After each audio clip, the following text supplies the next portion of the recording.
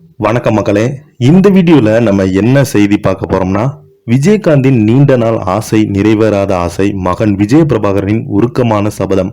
வாங்க என்ன தகவல் என்ன செய்தின்னு இந்த வீடியோல முழுமையாக பார்த்து தெரிஞ்சுக்கலாம். அதுக்கு முன்னாடி நம்ம சேனலை சப்ஸ்கிரைப் பண்ணாதவங்க எல்லாம் சப்ஸ்கிரைப் பண்ணிக்கோங்க. பெல் பட்டன் சிம்பல் அமைக்கி நம்ம சேனலோட நோட்டிபிகேஷனை எனபிள் பண்ணிக்கோங்க. நாங்கள் போடுற வீடியோ பார்த்தீங்கன்னா உங்களுக்கு உடனுக்குடனே வந்து சேரும்.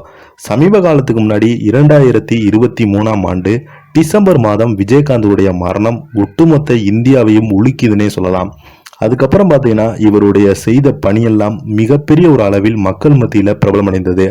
இந்த நிலையில் இவருக்கு கடைசி வரை நீண்ட நாள் நிறைவேறாத ஆசை ஒன்று இருக்குதுன்னு இப்போது சோசியல் மீடியாவில் வெளியேறி இருக்கு. வாங்க அது என்னன்னு பார்க்கலாம்.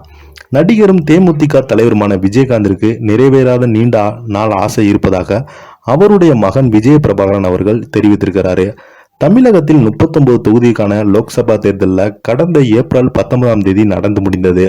இந்த தேர்தலில் தேமுதிக அதிமுகவுடன் கூட்டணி அமைத்து போட்டியிட்டது. விஜயகாந்த் இறப்பதற்கு பிறகு தேமுதிக சந்தித்த முதல் தேர்தல் இதுதான்.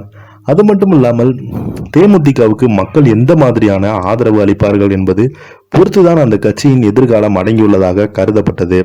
விஜயகாந்தின் மறைவுக்கு லோக்சபா லட்ச மக்கள் திரண்டு வந்து கண்ணீர் அஞ்சலி செலுத்தினாங்க. அவர்கள் எல்லோருமே தேமுதிக என சொல்லிவிட முடியாது. விஜயகாந்தின் மீது பற்று கொண்டவர்கள். இதனால் சென்னையே ஸ்தம்பித்து விட்டது. போக்குவரத்து பாதிக்கப்பட்டது. இன்றும் விஜயகாந்த் நல்லடக்கம் செய்யப்பட்டுள்ள கோயம்பேட்டில் உள்ள தேமுதிக அலுவலகத்திற்கு நாள்தோறும் மக்கள் கூட்டம் வரத்தான் செய்கிறது. நடந்து முடிந்த லோக்சபா தேர்தலில் விருதுநகர் லோக்சபா தொகுதியில் விஜயகாந்த் மகன் விஜய பிரபாகரன் போட்டியிட்டுள்ள நிலையில் அவர் வெல்வாரா என்ற கேள்வி எழுகிறது. அதிமுகவுடன் கூட்டணி சீனியர் அமைச்சர்கள் பிரச்சாரம் செய்து வந்த பிறந்த ஊரில் விருதுநகர் உள்ளது. விஜயகாந்த் மீதான விருதுநகர் மக்களின் பாசம், விஜயகாந்தின் சமூக மக்களின் வாக்குகள் இப்படியாக விஜய பிரபாகரனுக்கு பாசிட்டாக உள்ளது. இந்த நிலையில விஜய் பிரபாகரன் ஒரு சேனலுக்கு அளித்த பேட்டி வைரல் ஆகி வருது. அதில் அவர் கூறுகையில், அப்பாவுக்கு நான் நடிகராக வேண்டும் என்று ஆசை அதிகமாக இருந்தது. சிறு வயதிலே உடல் பருமனாக இருந்தேன். அவரை போல இருப்பதாக அடிக்கடி சொல்லுவாங்க. எனவே நான் அப்பாவின் ஆசையை நிறைவேற்ற உடல் பருமனை குறைத்துவிட்டு வந்தபோது அப்பாவுக்கு திடீரென உடல்நலம் பாதிக்கப்பட்டது. இதனால் நான் சினிமாவை விட்டுவிட்டு அரசியலுக்கு வரும் நிலை ஏற்பட்டது.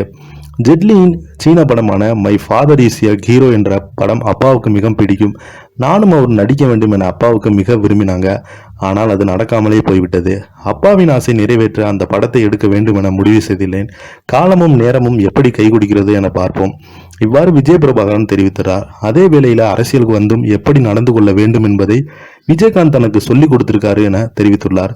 சில இடங்களில் நான் பேச்சுக்களை கூட அவர் என்னிடம் கண்டிக்கிறார். நான் எந்த சூழல்ல அப்படி பேசினேன் என விலக்கி அவர் என்னை கண்டித்தார். அரசியலின் நாகரிகம் மிகவும் முக்கியம் என்பாங்க. விஜய பிரபாகரன் பல்வேறு பேட்டிகளில் தெரிவித்திருக்கிறாரு. இதை பத்தி நீங்க நினைக்கிறீங்க? கீழே உள்ள கமெண்ட் பாக்ஸ்ல மறக்காம பதிவிடுங்க. நன்றி.